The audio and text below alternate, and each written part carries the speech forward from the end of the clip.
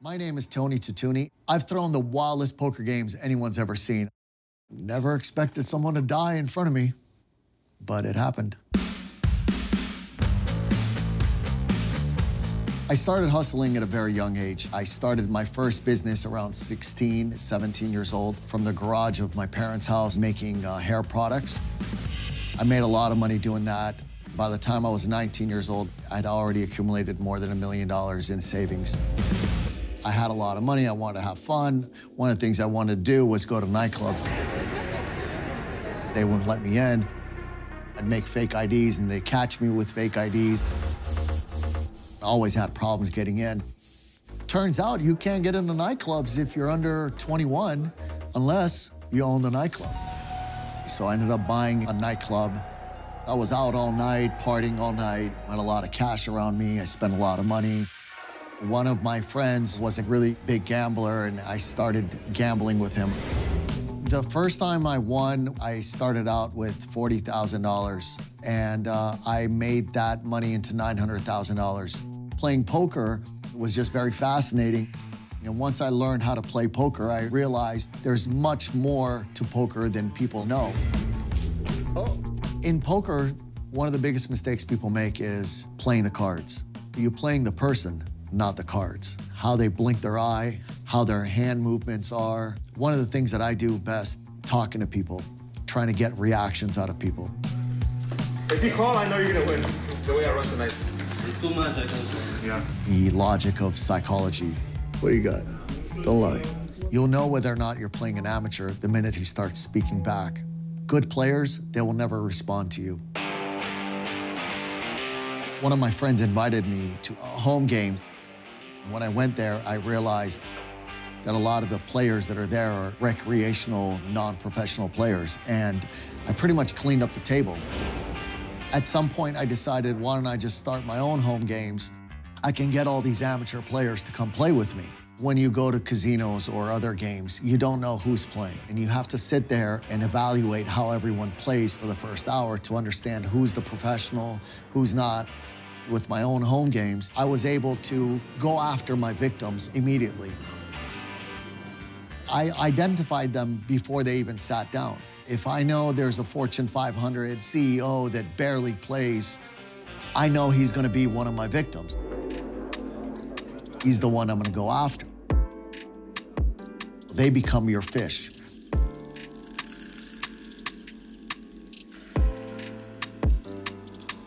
And that's how I accumulated my winnings, by going after those people. If I know that someone is a professional player and he plays all the time, that's the guy I want to put on the back burner and not really focus on him. So even if I'm going head to head with him and I have a good card, I play it very, very tight. I think twice before I make certain decisions.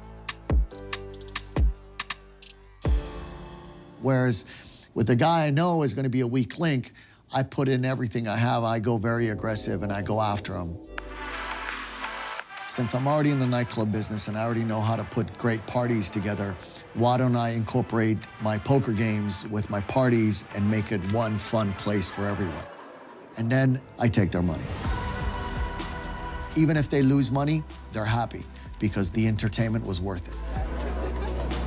When I first started, it was more of like bigger parties, 5 tables, 50 people, entertainers, naked girls, and little people running around serving drinks. Once they're playing, obviously they're trying to concentrate to win money, but most of the times they're losing. It's not my fault if they get distracted. As a professional, I'm focused on my game and I'm playing it to win money. At the end of the night, I've never had a complaint. Everybody left there happy and, telling everyone that they had the best time of their life. What makes the game illegal is if you, as the host, take a rake. So if you take a small percentage of the pot and put it aside for the house, that makes it illegal. But I don't do that because I actually participate in these games and I play. And that's where I make my money, by playing.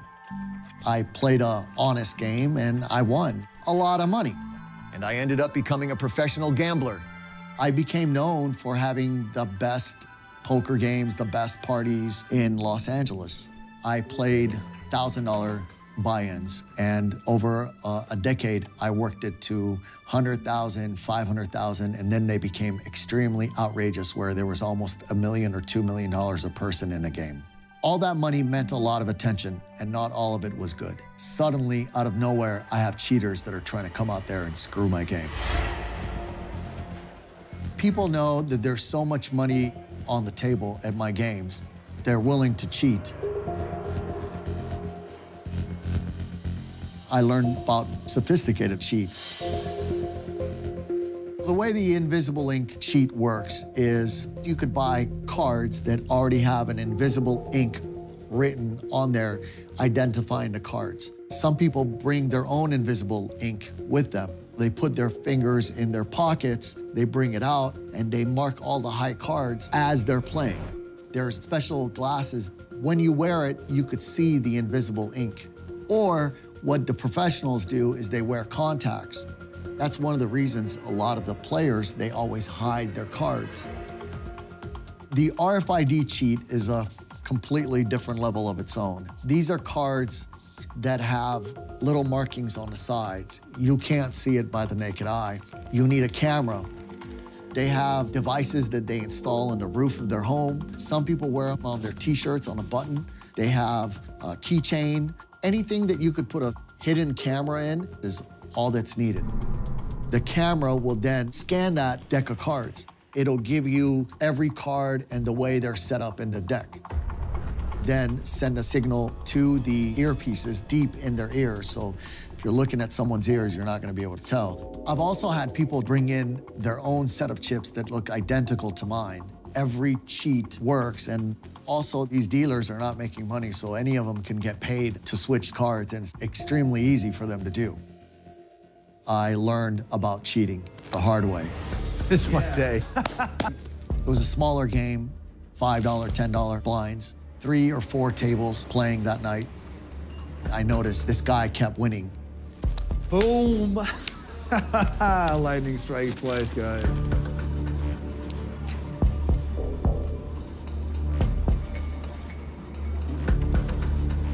And I walked up to the table.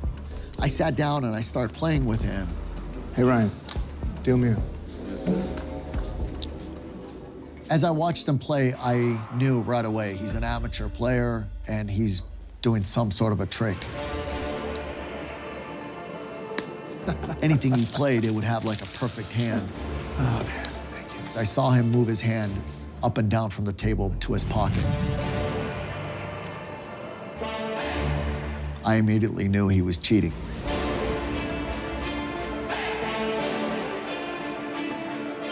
It's an old trick where they hide cards in their sleeves and then they bring it out when they need it. As soon as he won the pot, boom, baby.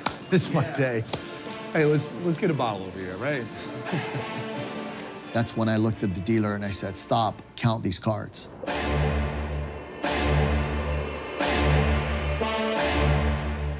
When they cheat, they have to put the card that they stole back into the deck. And I didn't allow that. There's one missing. And I looked on the bottom of the table and I noticed there was a card laying there. I picked up the card and I looked at him and I said, where did this card come from? I don't know. I'm gonna ask you one more time. Where did this card come from? I'm not gonna repeat myself. He was up $14,000. I'm not giving you your money. He said, no, you're gonna pay me. And I said, no, I'm not. I said, I just caught you cheating. And he said, no, you didn't. I don't know who threw that card down there. You're the only one on the table winning over and over and over. It's you. I saw his face. It was completely cold and just blank. You're gonna pay me. As soon as I said, no, I'm not, he pulled a gun out, he put it right to my head, and he said, you're paying me now. Obviously, I was very scared. I said, okay, look, put the gun down, we'll talk. And he goes, I'm not putting the gun down, you're gonna pay me. I had my security, but I'm a businessman. I'm looking to make money, and I didn't want anyone hurt. Even though the guy was a cheater, I just wanted him out of my business. Paid him, he left. I never saw that player again. That night was a big loss for me.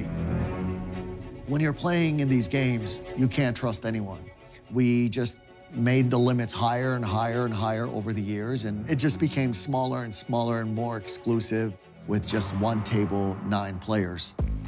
When I started, it was a lot of cash going around.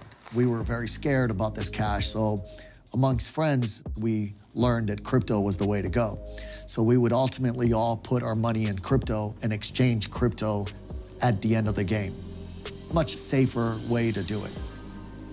I catered to some of the wealthiest people in Los Angeles, or, people that would fly in from all around the world.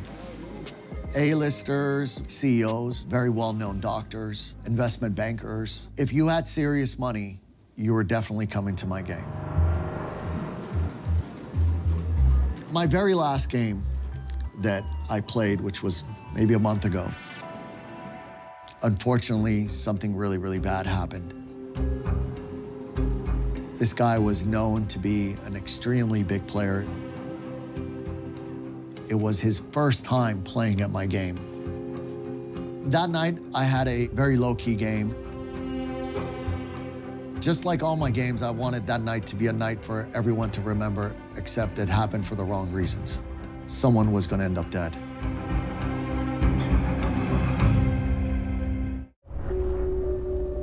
It was a normal weeknight. I had invited some of the regular players. Most of them were very wealthy businessmen. One of them was a lawyer. There was a Fortune 500 CEO. So I knew everyone that's coming. This was the only guy that I didn't know well, but I knew of him through one of my really good friends who's also a very big gambler. And I didn't think anything of it. I mean, this is a guy that was well known in the gambling world, and I wanted him to play with me. We didn't have any security because it was a private game, barely anyone there. Usually you would expect something like this to happen when you have a big wild party and so forth, but this was not one of those nights. Buy-ins was $25,000, but the minute he sat down, he wanted to raise it to $100,000. Within the first 10 minutes, he lost that $100,000. And then he wanted everyone to raise to $250,000. Everybody was all with it because they saw how horrible of a player he was. The atmosphere was incredible. Everybody was happy, excited. I was excited. We knew we had a big fish that's gonna make everybody money that night. He started betting bigger. Everybody else said, okay, let's go big. I don't think he played more than 30 minutes before he was down almost 300 grand. He was losing money. He was really mad. You expect that. You expect that from a person that's losing. What? He was talking on the phone. He was arguing. I'll get it to you later tonight. Just wait, okay? He said, I'll be right back. I gotta go see someone. He went and talked to someone. He came back in, sat down. Sorry. Got on the phone. He was arguing again. I don't want to take this phone call right here, all right? He goes, I'll be right back. He walked to the door, opened the door. Someone shot him twice in his head. We were maybe 15 feet away from him. I first thought something broke in the kitchen because it was just like, pop, pop. I ran up there and he was laying on the ground. The valet and the chef start saying, he got shot, he got shot. And I said, by who? What happened? I went up to him closely and I noticed he was shot once inside the nose and once in his neck. We immediately called the police. The police came. They pronounced them dead at the scene. It was an extreme shocker for all of us. You just don't know what to think. I was just numb, completely numb. That night was probably one of the scariest nights of my life. I had no idea if these guys were gonna come back, so I just packed my stuff and left. No one really knows exactly what happened. I know he was arguing with someone. I know whoever he called to come meet with him killed him or sent someone to kill him. From my understanding, the police officers did apprehend the suspects a few days later. After this happened, it made me realize that this could be a dangerous business that I'm in. That's something I don't ever want to repeat.